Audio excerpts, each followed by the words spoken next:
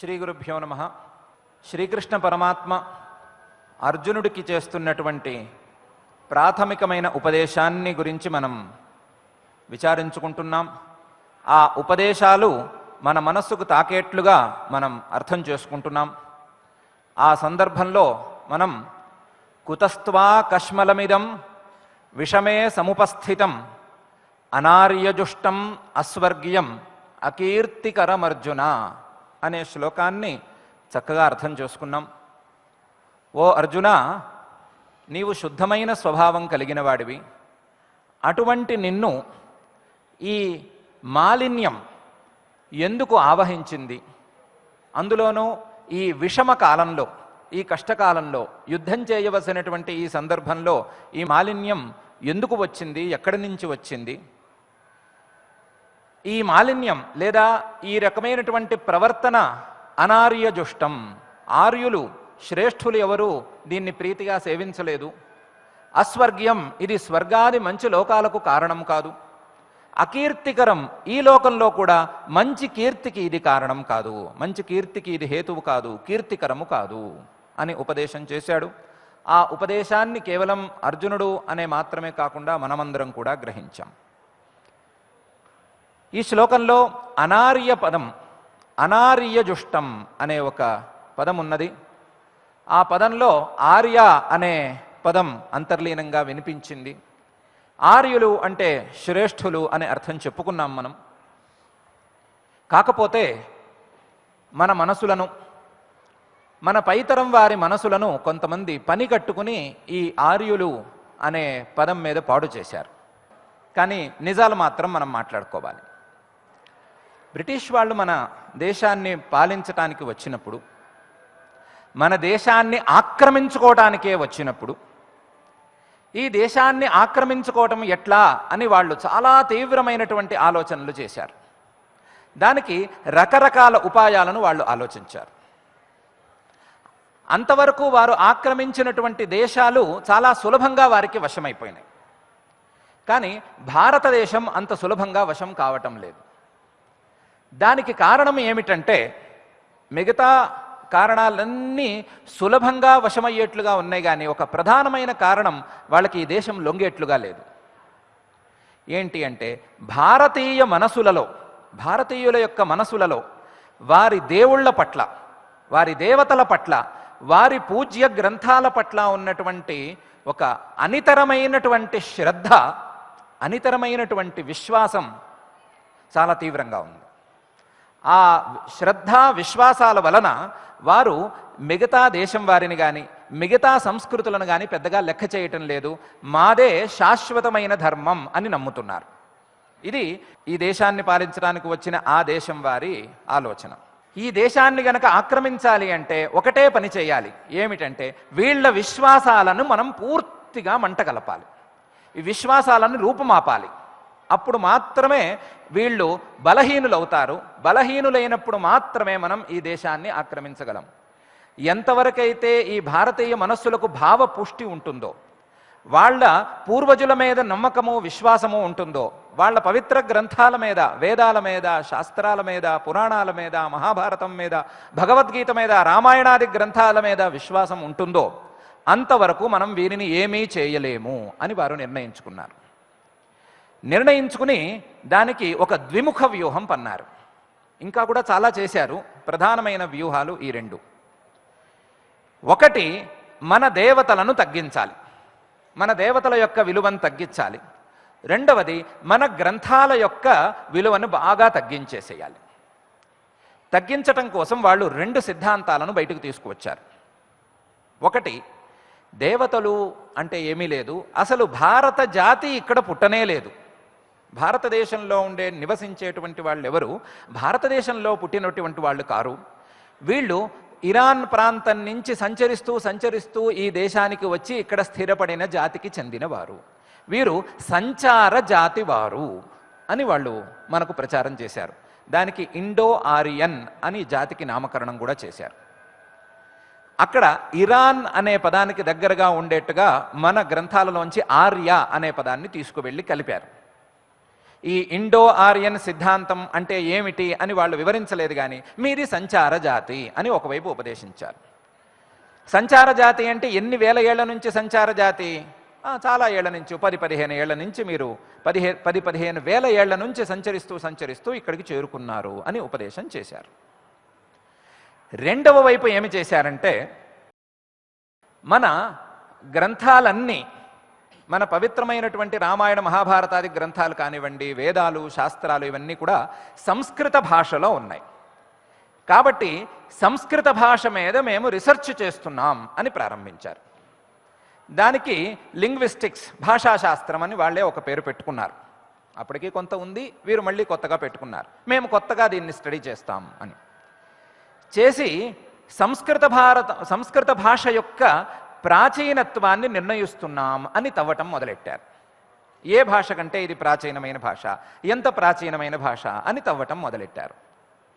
మొదలు పెడితే వాళ్ళకే దిమ్మ తిరిగే వాస్తవాలు కొన్ని వచ్చినాయి. వాళ్ళకే ఒకసారి తల తిరిగిపోయినంత తీవ్రమైనటువంటి వాస్తవాలు అక్కడ కంటపడ్డాయి. ఏమిటి అంటే, ఈ సంస్కృత భాష లాంటి ప్రాచీన భాష మరొకటి లేదు. వారు పరమ పవిత్రంగా భావిస్తున్నటువంటి లాటిన్ భాషకు కూడా ఈ భాష ప్రాచీనంగా తల్లి భాషగా నిలుస్తూ ఉన్నది. ఎన్నో పదాలను వాళ్ళు లింగ్విస్టిక్స్ ప్రకారం చూసుకుంటే ఆ విషయమే వాళ్ళకు కూడా స్ఫురించింది. కానీ ఆ విషయం అలా బయట పెట్టేసి భారతంలో ఉండేటువంటి ఈ పవిత్ర సంస్కృత భాషలన్నిటికీ జనని అని గనక ఒప్పుకున్నట్లయితే విశ్వాసం బలపడుతుంది, కానీ తగ్గదు కదా. అందువలన వాళ్ళు ఏం చేశారంటే, సంస్కృత భాష, లాటిన్ భాష సమానమైన భాషలు, సుమారుగా అక్క చెల్లెళ్ళ లాంటివి లేదా రెండు కళ్ళ లాంటివి. ఈ భాషలకు మూలం మరొక భాష ఉన్నది, దాని పేరు ఇండో యూరోపియన్. మరి ఈ భాషకు కావలసినటువంటి సాక్ష్యాలు ఏమున్నాయి అని వాళ్ళే ఒక ప్రశ్న వేసుకుని, ఈ భాషకు ప్రత్యేకించి సాక్ష్యాలు ఏమి దొరకటం లేదు, ఏ రకమైన గ్రంథాలు ఈ భాషలో మనకు ఉపలభ్యంగా లేవు, కానీ ఇండో యూరోపియన్ అనే భాష లేకపోయినట్లయితే అసలు భాషా వికాసమే ఉండదు అని తీర్మానం చేశారు. మరి భాషకు సంబంధించిన సాక్ష్యాలు లేవు, ఆ భాష ఈ రెండు భాషలకు తల్లి అని మీరు ఎలా చెప్తారు అని మళ్ళీ వాళ్లే ప్రశ్నించుకుని, ఒక పని చేద్దాం, సంస్కృత భాష ఇలా ఉన్నది కనుక దీని వెనకాల ఉండేటువంటి ఇండో యూరోపియన్ భాష ఇలా ఉండవచ్చు. ఉదాహరణకి బభూవ అని గనక సంస్కృతంలో ఉంటే ఇండో యూరోపియన్లో పెఫూకా అని ఉండవచ్చు అని వాళ్ళు కన్స్ట్రక్ట్ చేశారు. దానికి వాళ్ళు రీకన్స్ట్రక్షన్ అని పేరు పెట్టుకున్నారు. వాస్తవానికి ఒక రాంగ్ కన్స్ట్రక్షన్ అది. అలా భాషా సిద్ధాంతాలను వాళ్లే కల్పించి భాషా పరిణామాలను కొన్నిటిని వాటికి సాక్ష్యంగా చూపించుకుంటూ, ఈ పరిణామాల దృష్టితో చూసినట్లయితే ఈ భాషలకు ముందు ఒక భాష ఉండాలి, ఆ భాష పేరు ఇండో యూరోపియన్. ఆ ఇండో యూరోపియన్ భాషలన్నిటికీ తల్లి లాంటి భాష. ఆ భాష నుండి లాటిన్ భాష వచ్చింది, సంస్కృత భాష వచ్చింది. అంతే తప్ప సంస్కృత భాషకు పెద్దగా విశేషమైనటువంటి కీర్తి ఏమీ లేదు. అదే మూల భాష అని చెప్పటానికి ఏమీ లేదు. ఏమీ లేదు అని చెప్పేది మేము చెప్పినట్టు మీరు వినవలే అని వాళ్ళు మనకు చెప్పారు. చాలా ఆశ్చర్యంగా మన వాళ్ళందరూ ఆ రోజు చాలా విశ్వవిద్యాలయాల్లో ఉండేటువంటి చాలామంది ఆచార్యులందరూ దీనిని యథాతథంగా ఒప్పేసుకున్నారు. యథాతథంగా అంటే ఎలా ఒప్పుకున్నారు అంటే, ఇండో యూరోపియన్ భాషకు సాక్ష్యాలు లేకపోయినప్పటికీ ఇండో యూరోపియన్ అనే ఒక భాష లేకపోతే సంస్కృత భాష ఉండటానికి వీలు లేదు అని వాళ్లే ఒక స్టేట్మెంట్స్ ఇవ్వటం ప్రారంభించారు, ప్రకటనలు ఇవ్వటం ప్రారంభించారు. మనవాళ్ళు లేకపోతే ఇప్పుడు మనం ఓడలేం. దానికి వేరే కథ ఉంది, వేరే సందర్భంలో చెప్పుకుందాం. అది మన ఓటమికి మనవాడు ఒకడు ఉండాలి. మన వాళ్ళు కూడా దానికి సహకరించారు. కొంతమంది ఎందుకు సహకరించారు అని మనం వాళ్ళ మనస్సుల్లోకి తొంగి చూడలేము. భ్రమ కొద్దీ సహకరించారా, మరొక భావం కొద్దీ సహకరించారా మనకు తెలియదు. ఈ ఇండో యూరోపియన్ భాషను స్థిరంగా అలా వాళ్ళు ప్రతిపాదన చేసి, ఆ ఇండో యూరోపియన్ భాషలోనే ఈ ఇండో ఆరియన్ జాతి ప్రాథమికంగా తమ రచనలను ప్రారంభించింది. వాళ్ళు క్రమంగా కొద్దిగా సంచరిస్తూ ఆయా దేశాల్లో ఉన్నప్పుడు ఒక్కొక్క గ్రంథాన్ని రచించుకుంటూ వస్తూ వచ్చారు. తమ సంచార జీవితంలో ఒక్కొక్క తరం ఒక్కొక్క భాగాన్ని రచిస్తూ వచ్చింది. ఉదాహరణకి ఋగ్వేదంలో కొన్ని భాగాలు చాలా ప్రాచీనమైన భాగాలు, వాటిని 15,000 ఏళ్ల క్రితమో లేదా ఇంకొంచెం తర్వాతనో 7,000 ఏళ్ల క్రితమో 8,000 ఏళ్ల క్రితమో ఒక జాతి లేదా ఒక తరం రచించింది. ఋగ్వేదంలో కొన్ని భాగాలు చాలా అర్వాచీనమైన భాగాలు, వాటిని ఈ మధ్య కాలంలో ఎవరో రచించారు అన్నట్లుగా ప్రతిపాదన చేశారు. చాలా విస్తారమైనటువంటి వ్యవహారం అది. ఎంతవరకు చేశారంటే రామాయణం మహాభారతం తరువాత రచించిన గ్రంథము అని వాళ్ళు తీర్మానం చేశారు. రామాయణాన్ని మనం ఆది కావ్యం అని నమ్ముతాం, కావ్యాలలో కల్లా మొదటి కావ్యం రామాయణం అని నమ్ముతాం. కానీ వాళ్ళు మాత్రం మహాభారత రచన తరువాత రామాయణ రచన జరిగింది, రామాయణం అనేది ఆధునిక కావ్యం. మహాభారతంలో కూడా మొదట్లో 5-6 వేల శ్లోకాలు ఉంటూ ఉండేవి. తర్వాత ఎల్లయ్య గారు కొన్ని శ్లోకాలు, పుల్లయ్య గారు కొన్ని శ్లోకాలు రచించారు. అవన్నీ కలిసి 1,00,000 శ్లోకాలుగా మారినాయి అని వారు క్రమంగా చెప్పుకుంటూ వచ్చారు. దీన్ని పరిపుష్టం చేయటం కోసం ఏం చేశారంటే, మనకు దేవతల మీద కూడా విశ్వాసం తగ్గాలి అనే కారణంతో ఈ ఇండో ఆరియన్లలోనే కొంతమంది విశిష్టమైన వ్యక్తులు ఉండేవారు, కొంచెం పరాక్రమవంతులు ఉండేవారు. వారు భారతదేశానికి వచ్చిన తరువాత ఇక్కడ నివాసం ఉండేటువంటి ద్రావిడ జాతికి చెందిన కొంతమంది మనుషులను సంహరించి ఇక్కడ స్థిరపడ్డారు. ఈ లెక్కన వాళ్ళు అన్యాపదేశంగా కొంత, ప్రత్యక్షంగా కొంత, మన మనస్సుకు స్ఫురించేట్టుగా కొంత చెప్పింది ఏంటంటే, రామచంద్రమూర్తి అనేవాడు ఆర్యుడు, ఆర్య జాతికి చెందినవాడు. ఆయన ఇక్కడ ద్రావిడ జాతికి చెందినటువంటి రావణాసురుడిని సంహరించి ఇక్కడ స్థిరపడిపోయాడు. ఇది వాళ్ళు మన దేవతామూర్తుల మీద మనకు చేసినటువంటి ఉపదేశం. ఈ ఉపదేశాన్ని ఒక సిద్ధాంతంగా ఎంతకాలం నమ్మి ఉండొచ్చో మనకి ఊహిస్తేనే ఆశ్చర్యంగా ఉంటుంది. 150 ఏళ్ల పాటు ఈ సిద్ధాంతం అమల్లో ఉంది. ఇదే సిద్ధాంతం మన దాకా పూర్తిగా రావు. ఇలాంటి సిద్ధాంతాలు చిన్న చిన్న ముక్కలు వస్తూ ఉంటాయి. ఎలా ముక్కలు వస్తాయి? వేదాల్లో అన్నీ ఉన్నాయి షా అని ఒక మాట వస్తుంది. అంటే ఉన్నాయి షా అంటే ఏంటి? ఉన్నాయిట, ఉన్నాయని కొంతమంది అంటారు, దాన్ని నేను నమ్మక్కర్లేదు అనే మాటే వస్తుంది మనకి. మనం దాన్ని ఏదో ఒక తమాషా మాటగా తీసుకుని మనం ప్రచారంలో పెడుతూ ఉంటాం.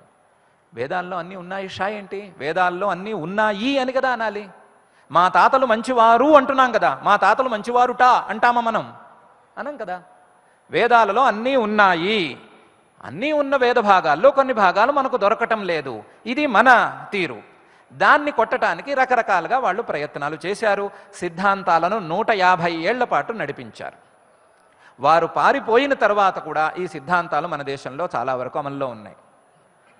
అయితే ఈ సిద్ధాంతాలను ఖండించింది మాత్రం ఆశ్చర్యంగా మన వాళ్ళు కారణం. ఖండించింది యూరోప్లో మిగతా దేశాల్లో ఉండేటువంటి సైంటిస్టులు.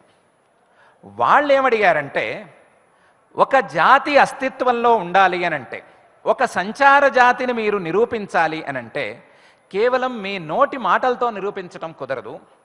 ఆంథ్రోపాలజీలో దానికి తగిన సాక్ష్యాలు ఉండాలి, మెటీరియల్ ఎవిడెన్సెస్ ఉండాలి. మానవ శాస్త్రంలో, మానవ వికాస శాస్త్రంలో దానికి తగ్గ సాక్ష్యాలు ఉండాలి. జినాలజీలో దానికి తగ్గ సాక్ష్యాలు ఉండాలి, ఎవిడెన్సెస్ ఉండాలి. మనిషి యొక్క జెనెటిక్ పరిణామం ఎట్లా ఉంది అనే సంగతి చూసుకోవాలి. అదేవిధంగా ఒక భాషని మీరు నిర్ణయించాలి అనంటే దానికి ఆర్కియాలజికల్ ఎవిడెన్సెస్ కూడా కొన్ని ఉండాలి. అంటే శిలాశాసనాలు లాంటివి కొన్నైనా దొరకాలి, కనీసం ఒక్కటైనా దొరకాలి. శిలాశాసనం కూడా దొరకనటువంటి, స్క్రిప్ట్ లేనటువంటి, ఏ రకమైన సాక్ష్యం లేనటువంటి ఇండో యూరోపియన్ భాషను ఎందుకు అంగీకరించాలి?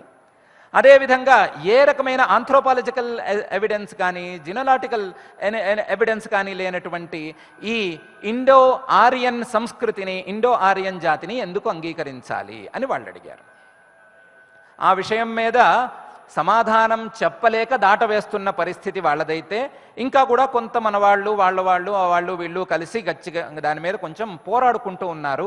ఈ విషయాన్ని మిగతా యూరోపియన్ సైంటిస్ట్స్, యూరోప్లో ఉండేటువంటి మిగతా దేశాలలో ఉన్న విజ్ఞానవేత్తలందరూ బలంగా ప్రశ్నిస్తున్నారు, మనకు ఉపదేశం చేస్తున్నారు. వాళ్ళు కాదు, వాళ్ళు చెప్పినది తప్పు, ఇండో ఆరియన్ అనే జాతి లేదు, ఇండో యూరోపియన్ అనే భాష లేదు, మీ భాష, మీ సంస్కృతి, మీ దేశంలో ఉండేటువంటి జాతి అంతా ఈ దేశంలో ఉన్నదే.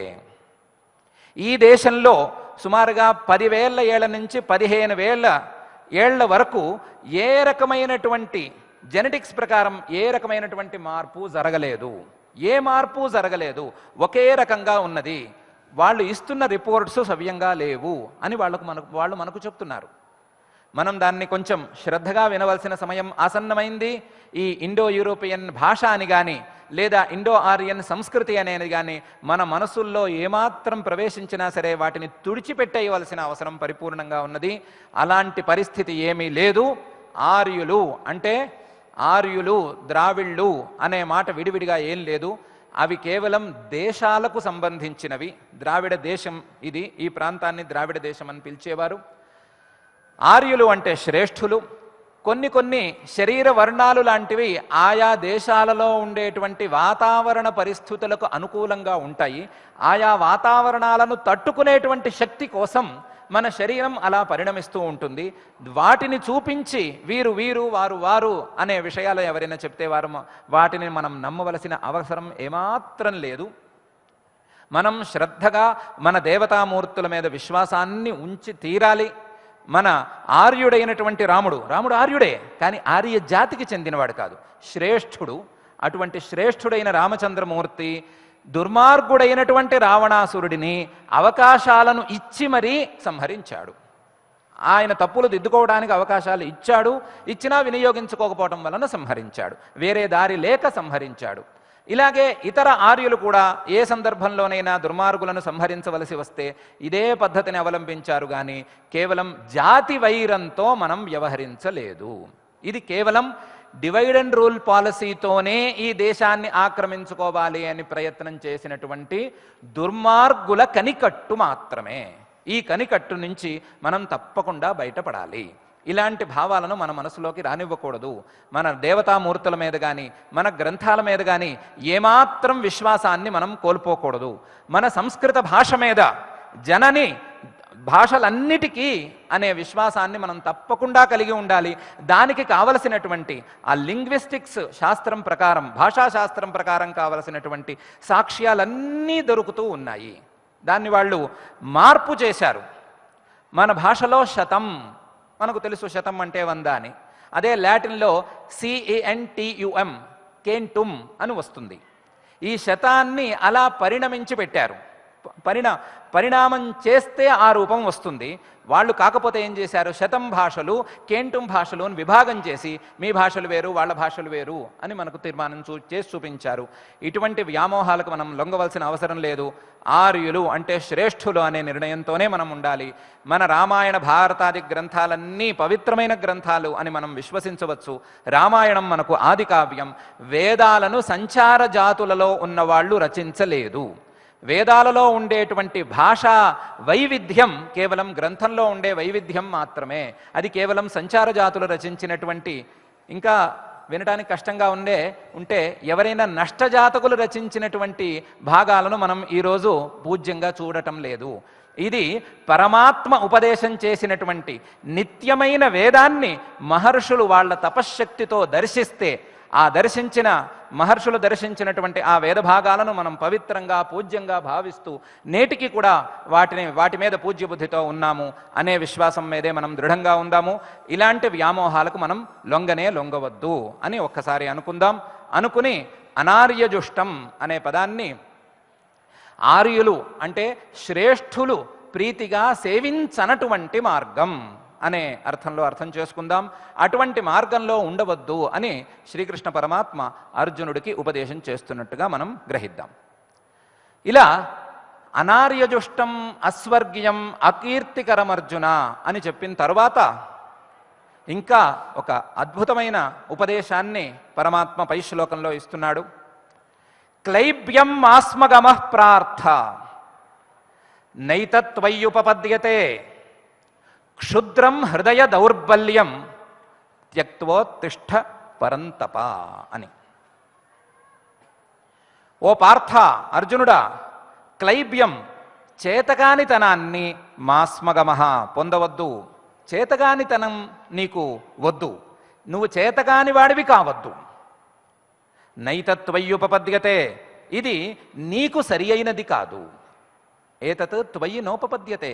ఇట్లాంటి క్లైబ్యం, ఇట్లాంటి చేతగానితనం నీకు యుక్తమైనది కాదు. క్షుద్రం హృదయ దౌర్బల్యం, నీలో ఉన్నది నీ స్వజనం మీద దయ గాని మరొకటి కానీ కాదు.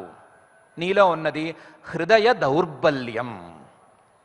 ఏ హృదయ దౌర్బల్యాన్నైతే ఇంతకుముందు కుతస్త్వా కష్మలమిదం అని, కష్మలం మాలిన్యం అని చెప్పాడు, ఆ మాలిన్యం నీ హృదయం యొక్క దౌర్బల్యం. నీ హృదయంలో ఉండేటువంటి ఒక దుర్బలత్వం. ఆ దౌర్బల్యం ఎలాంటిది? క్షుద్రం, చాలా స్వల్పమైనది, నీచమైనది, నిన్ను కూడా ఒక నీచ భావానికి గురి చేస్తున్నటువంటి ఈ హృదయ దౌర్బల్యం. ఆ హృదయ దౌర్బల్యాన్ని నువ్వు త్యక్త్వా, విడిచిపెట్టి, ఉత్తిష్ట, లే, యుద్ధానికి లే, యుద్ధం చేయడానికి సన్నద్ధం కా, ఉత్తిష్ట. నువ్వు ఎలాంటి వాడివి? పరంతప, శత్రువులను చూస్తేనే కాల్చేసేవాడివి. శత్రువులను సంహరించడం కాదు, శత్రువులను అర్జునుడు చూస్తే వాళ్ళు నిలువునా కాలిపోయేంత పరాక్రమం ఉన్నవాడు అర్జునుడు. అటువంటి వాడివి నువ్వు. కాబట్టి నీకు ఇలాంటిది తగదు, ఇలాంటి హృదయ దౌర్బల్యం తగదు, ఇలాంటి చేతగానితనం తగదు. కాబట్టి లేచి నువ్వు నీ కర్తవ్యాన్ని వెంటనే నిర్వర్తించు అని ఉపదేశం చేస్తున్నాడు. ఏమంటున్నాడు అంటే, పార్థ అంటే పృథాతనయుడు అని ఒక అర్థం, విశాల భావాలు ఉన్నవాడు అని మరొక అర్థం అని రెండు అర్థాలను చెప్పుకున్నాం మనం. పృథ అంటే కుంతీదేవి, కుంతీదేవికి పుత్రుడు. నిన్ను కొడుకుగా కని ఆవిడ కీర్తిని సంపాదించుకుంది. ఏమని? మహావీరుడైనటువంటి అర్జునుడు కుంతీదేవికి పుత్రుడు అని లోకంలో అందరూ గొప్పగా అనుకుంటున్నారు. ఆ కీర్తి నిలవాలంటే ఏం చేయాలి నువ్వు? ఇప్పుడు యుద్ధం మానేసి పారిపోవాలా? పారిపోకూడదు. నీ తల్లి కీర్తిని నిలబెట్టు, నీ తల్లి పేరును నువ్వు నిలబెట్టు పార్థ. అంతేకాదు, విశాలంగా ఆలోచించు. విశాలమైన భావన కలిగిన వాడివి నువ్వు. ఆ విశాలమైన భావనలతో ఒక్కసారి సమస్యను చూడు. సమస్యకు పరిహారం నీకు తప్పకుండా దొరుకుతుంది. ఒకటే పరిహారం, ఉత్తిష్ట, లేవాల్సిందే. కాబట్టి పార్థ ఉత్తిష్ట, నీ తల్లి కీర్తిని, నీ తల్లికున్న పేరుని దృష్టిలో ఉంచుకో. ఈ విశాల భావనతో ఈ సమస్యను ఒక్కసారి పరికించు. పరికిస్తే లేవాలి అనే సంగతి నీకే తెలుస్తుంది. లే పార్థ ఉత్తిష్ట. అంతేకాదు, క్లైబ్యం మాస్మగమః, నువ్వు చేతగానితనాన్ని మాత్రం పొందవద్దు. చేతగానితనాన్ని కానీ, బద్ధకాన్ని కానీ, సోమరితనాన్ని కానీ, ఆలస్యాన్ని కానీ, మరొక రకమైనటువంటి పనికిరాని లక్షణాలని కూడా నువ్వు పొందవద్దు. ఏ రకమైన చేతగానితనం నీకు వద్దు. క్లైబ్యం మాస్మగమః పార్థ. ఎందుకు? నైతత్వయ్యుపపద్యతే, ఇది నీకు సరి అయినది కాదు. నీవు ఎలాంటి వాడివి అంటే, ఖాండవ దహన సమయంలో, ఖాండవం అనే ఒక మహావనాన్ని అగ్ని దహిస్తున్న సమయంలో ఇంద్రుడినే ఎదిరించి నిలిచిన వాడివి నువ్వు. అంతేకాదు, పరమేశ్వరుడు అంతటి వాడు పోరాటానికి వస్తే సై అంటే సై అని ముందుకు వెళ్ళిన వాడివే తప్ప వెనక్కి తిరిగిన వాడివి కావు. నీ వెన్ను ఆ రోజు నువ్వు చూపించలేదు. ఈరోజు పరమేశ్వరుడి కంటే గొప్ప వీరులు ఉన్నారా వీరందరూ? నువ్వు వెన్ను చూపించాల్సిన అవసరం ఏమాత్రమైనా ఉందా? లేనే లేదు. కాబట్టి నైతత్వయ్యుపపద్యతే. అట్లా కాదు, నేను దయతో కదా వెన్ను చూపిస్తున్నది. అప్పుడంటే వేరే పరిస్థితి, నా కర్తవ్యాన్ని నేను నిర్వహించాను. ఇప్పుడు నేను నా స్వజనం మీద దయతో యుద్ధం చేయనంటున్నానే తప్ప భయంతో కానీ మరొక కారణంతో కాదు అంటావా? నీకున్నది దయ కాదు, నీకున్నది క్షుద్రం హృదయ దౌర్బల్యం. నీకున్నది కేవలం నీచమైనటువంటి హృదయ దౌర్బల్యం. నీ మనస్సు దుర్బలమైపోయింది. ఎందుకు దుర్బలమైపోయింది? పార్థ అనే పదంతో చూపించాడు. నువ్వు విశాలంగా ఆలోచించటం లేదు. విశాలంగా ఆలోచించకపోవటం వలన నీ హృదయం దుర్బలమైపోయింది. ఇది హృదయ దౌర్బల్యమే కానీ దయ కాదు, కృప కాదు, స్వజనం మీద ప్రీతి కాదు. ఎందుకంటే అది ఈ క్షణాన వస్తుంది. ఇదే స్వజనంతో యుద్ధం చేయాలి అనే సంగతి యుద్ధ సన్నాహాల సమయంలో నీకు తెలుసు. అప్పుడు యుద్ధం చేయాలి అని నిర్ణయించుకున్న నువ్వు ఈ క్షణాన ఎందుకు అభిప్రాయాన్ని మార్చుకుంటున్నావు? ఆ సమయానికి ఈ సమయానికి నీలో ఏమన్నా మార్పు వచ్చిందా? అప్పుడు లేని ప్రీతి ఇప్పుడు పుట్టుకొచ్చిందా కొత్తగా నీ బంధువుల మీద? నీకు అప్పుడు కూడా బంధువుల మీద ప్రీతే ఉంది, ఇప్పుడు కూడా ప్రీతి ఉండొచ్చు కాక, కానీ ఆ ప్రీతి యుద్ధానికి అడ్డం కాకూడదు. యుద్ధానికి అడ్డమైతే గనక అది హృదయ దౌర్బల్యమే అవుతుంది. క్షుద్రం హృదయ దౌర్బల్యం త్యక్త్వా, కాబట్టి దీన్ని వదిలేసేయి, ఒక్క క్షణంలో వదిలేసేయి. ఉత్తిష్ట పరంతప, శత్రువులను సంహరించు, శత్రువుల్ని కాల్చేసేయి నీ బాణాలతో. ఇవాళ ఎవరికి శత్రువులు? నీకు శత్రువులు కాదు, ధర్మానికి శత్రువులు. ధర్మానికి శత్రువులు అనే మాటను నువ్వు ఇంతకుముందు ఒకసారి చెప్పావు. ధార్తరాష్ట్రస్య దుర్బుద్ధేర్ యుద్ధే ప్రియచకీర్షవ అన్నావు నువ్వే. ధృతరాష్ట్ర కుమారుడు దుర్బుద్ధి కలిగినవాడు. అటువంటి దుర్బుద్ధి కలిగిన దుర్యోధనుడికి ప్రీతి కలిగించడానికి వీళ్ళందరూ వచ్చారు అని చెప్పావు. అంటే వీళ్ళందరికీ కూడా దుర్బుద్ధి ఉంది అని ఒప్పుకున్నావు. వీళ్ళందరూ ధార్మికులు కారు అని ఒప్పుకున్నావు. కాబట్టి ధార్మికులు కారు, దుర్బుద్ధి కలిగిన వాళ్ళు, దుర్బుద్ధి కలిగిన వాడికి ప్రీతి కలిగించేవాళ్ళు, ఇటువంటి వారిని సంహరించడం ఒక్కటే ఇప్పుడున్న కర్తవ్యం, మరొకటి కాదు అని చాలా స్పష్టంగా ఉపదేశం చేస్తున్నాడు. ఇందులో క్లైబ్యం మాస్మగమః పార్థ, నువ్వు చేతగాని వాడివి కావద్దు అని చెప్పటం అర్జునుడు లాంటి మహావీరుడికి దాదాపు తిట్టడమే, ఇది ప్రత్యక్షంగా తిట్టడమే. ఎందుకంటే మహావీరుడు అటువంటి వాడిని నువ్వు చేతగాని వాడివి అంటున్నావు. అంటే అది పెద్ద తిట్టే. నేను మహాబంధుప్రీతితో ఉన్నాను అన్నవాడిని క్షుద్రం హృదయ దౌర్బల్యం, నీకున్నది దౌర్బల్యమే అంటున్నాడు. అది కూడా తిట్టైనా సరే ఈ మనిషిని లేపాల్సిందే, లేపి ఈరోజు యుద్ధం చేయించాల్సిందే అనే సంకల్పంలో ఉన్నాడు పరమాత్మ. ఎందుకు పరమాత్మకు ఈ రకమైన ప్రయత్నం?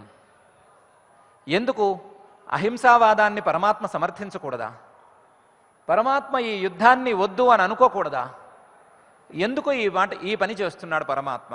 యుద్ధం చేయను, మంచిగా ఉంటాను అంటున్న వాడి మీద తిట్టి మరీ యుద్ధానికి లేపవలసినటువంటి అవసరం పరమాత్మకు ఏముంది అని మన మనస్సులో ఏమన్నా ప్రశ్న ఉందా? ఉంటే ఒక ఆలోచన చేసుకుందాం. ఒక గూఢచారి ఉన్నాడు, స్పై. ఆ గూఢచారి చాలా కష్టపడి ట్రైనింగ్ తీసుకున్నాడు. తీసుకున్న తర్వాత ఆ గూఢచారిని శత్రుదేశంలో ఉండేటువంటి విషయాలన్నీ తెలుసుకురమ్మని చెప్పి శత్రుదేశానికి రహస్యంగా పంపించారు ఒక మిషన్ మీద. ఆ గూఢచారి 6 నెలల పాటు ఆ దేశంలో ఉండి ఆ భాషను నేర్చుకుని అక్కడ వారితో కలిసిపోయి తన జీవన విధానాన్ని కూడా అలాగే మార్చుకుని కష్టపడి అక్కడే ఒక చిన్న ఉద్యోగాన్ని సంపాదించాడు. ఎక్కడైతే ఏ ప్రాంతం నుండి అయితే తను రహస్యాలను తీసుకొచ్చి స్వదేశానికి చేరవేయాలో ఆ ప్రాంతంలో ఒక చిన్న ఉద్యోగం, ఒక టీ స్టాల్లో టీ బాయ్గా ఉద్యోగాన్ని సంపాదించాడు. సంపాదించి రేపు జాయిన్ అవ్వాలి, రేపు పొద్దునుంచి రావాలి, లేదా ఇంకా సేపట్లో వెళ్ళి ఆ పనికి చేరాలి. చేరాల్సిన సమయంలో ఒక్కసారి కూర్చుని ఆలోచించాడు. ఆలోచించి అరే రే రే రే నేను నా దేశం విడిచిపెట్టి ఈ దేశానికి వచ్చేశానే, నా దేశంలో వృద్ధులైనటువంటి మాతాపితరులు ఉన్నారే, కొత్తగా పుట్టినటువంటి పిల్లలున్నారే, కొత్తగా పెళ్లి చేసుకున్నటువంటి భార్య ఉన్నదే, కొత్తగా పెళ్లి చేసుకోవడం పోనీ 2-3 ఏళ్ళు అయిందనుకుందాం, 2 పిల్లలున్నారు, కొత్తగా పుట్టిన పిల్లలున్నారు, కొత్త భార్య, వృద్ధులైనటువంటి మాతాపితరులు, బంధుజనం ఇంతమంది ఉన్నారే, ఇంతమందిని విడిచిపెట్టి దేశం కాని దేశంలో ఇలాంటి రహస్య కార్యక్రమం మీదకు వచ్చానే, ఒకవేళ నాకేమైనా జరిగితే నా వృద్ధులైన మాతాపితరులు ఏమైపోతారు, నా పిల్లలు అనాథలైపోరా, నా భార్య ఇబ్బంది పడదా అని ఆలోచించాడే అనుకుందాం. అలా ఆలోచిస్తున్నప్పుడు అతను ఆలోచిస్తున్నప్పుడు ఆలోచిస్తున్న ఆ గూఢచారికి మనం పై అధికారి అనుకుందాం. మనమేం చెప్తాం? మనమే పై అధికారి, కృష్ణ పరమాత్మ దాకా అక్కర్లేదు. ఆ గూఢచారికి మనమే పై అధికారి. ఏం చెప్తాం? ఇంతే చెప్తాం, నాయనా నువ్వు ఇవన్నీ అంగీకరించే ఇక్కడకు వచ్చావు, ఇంతదాకా వచ్చింది ఇవన్నీ అంగీకరించే. 6 నెలల క్రితం నీకు భార్య పాత భార్య కాదు, ఆ రోజు కొత్త భార్యే. నీకు పిల్లలు ఇంతకంటే చిన్న పిల్లలే కానీ పెద్ద పిల్లలు కారు, వృద్ధులైన మాతాపితరులు 6 నెలలు ఇంకొంచెం చిన్నవాళ్ళు అయితే అయి ఉండవచ్చు. ఈ సమస్యలన్నీ నీ బంధువులు అందరూ అలాగే ఉన్నారు. 6 నెలల పాటు కష్టపడి ఈ దేశంలో ఈ భాషని నేర్చుకుని ఈ ఉద్యోగాన్ని సంపాదించి మనకు రహస్యాలు తీసుకొచ్చే అవకాశాన్ని ఏర్పరచుకున్నావు. ఈ అవకాశాన్ని ఇప్పుడు జార విడిస్తే ఏమవుతుంది? రహస్యాలు చేరవు అని ఇంతవరకేనా? కాదు, మొత్తం వ్యవస్థ భ్రష్టు పట్టిపోతుంది. గూఢచారి వ్యవస్థ మొత్తం భ్రష్టు పట్టిపోతుంది. ఒక్కసారి అకారణంగా రేపు రావాల్సినటువంటి వాడు రాలేదు అనే విషయం ఎవరికైనా తెలిసి వారు దాని మీద ఎంక్వైరీ మొదలెట్టి అదేదో గూఢచారులను పంపించిన వ్యవహారం అనే సంగతి తెలుసుకుంటే, తీగ లాగితే, డొంక కదిలితే పరిస్థితి ఏంటి? ఆ తర్వాత మన దేశ వ్యవస్థ ఏం కావాలి? గూఢచార వ్యవస్థ ఏం కావాలి? వాళ్ళు గనక జాగ్రత్త పడిపోవడం ప్రారంభిస్తే పరిస్థితి ఏంటి అనే చెప్తాం కదా మనం కూడాను. ఇది చాలా చిన్న విషయం కదా. పరమాత్మ కూడా అదే చెప్తున్నాడు. ఇంతదాకా తీసుకొచ్చాం, సంవత్సరం పాటు శ్రమ చేసి సేనలన్నింటినీ సమీకరించి నువ్వే జాగ్రత్తగా ఆ ధర్మ నిర్ణయం చేసి ధర్మశాస్త్ర చర్చలు చేసి యుద్ధం చేయాలి అని నిర్ణయించిన తరువాత ఇలాంటి పనులు నువ్వు చేసినట్లయితే ఎదుటి వాళ్ళు ఊరుకుంటారా? కౌరవ సేన వాళ్ళు ఊరుకుంటారా? వాళ్ళు ఊరుకోరు కదా. నీ సేనలో ఉండేటువంటి మహావీరులందరూ అర్జునుడు పారిపోయాడు లేదా యుద్ధం చేయటం లేదు అంటే ఏ రకంగా యుద్ధం చేయగలరు? ఏ రకంగా వాళ్ళ భావనలు ఉంటాయి? ఏ రకంగా వాళ్ళ ధైర్యం ఉంటుంది? ఇలాంటి విషయాలన్నిటినీ మనసులో ఉంచుకోకుండా ధర్మరక్షణ కోసం తీసుకున్నటువంటి నిర్ణయాన్ని కూడా కాదనుకుని నువ్వు యుద్ధం మానేస్తాననటం ఎంతవరకు సమంజసం? ఎంతవరకు సమంజసం అని ప్రశ్నించట్లేదు. సమంజసం కాదు. ఇది నీ హృదయ దౌర్బల్యమే తప్ప మరొకటి కాదు. ఎలాగైతే గూఢచారికి మానవ సంబంధాలను తిరస్కరించినా సరే దేశ రక్షణ కోసం, దేశానికి రహస్యాలు చేరవేయటం కోసం ప్రాణాలనైనా పణం పెట్టేటువంటి ట్రైనింగ్ ఇస్తారో, అట్లాగా ధర్మరక్షణ కోసం ప్రాణాలను పణంగా పెట్టి యుద్ధం చేసేటువంటి ట్రైనింగ్ పుచ్చుకున్నవాడు అర్జునుడు. ఇటువంటి అర్జునుడు మహావీరుడు గనక యుద్ధం చేయను అంటే అక్కడ ధర్మరక్షణ ఎటుపోవాలి? అందువలన ఇది సరి అయిన పద్ధతి కాదు అని అర్జునుడికి కృష్ణ పరమాత్మ ఉపదేశం చేస్తున్నాడు.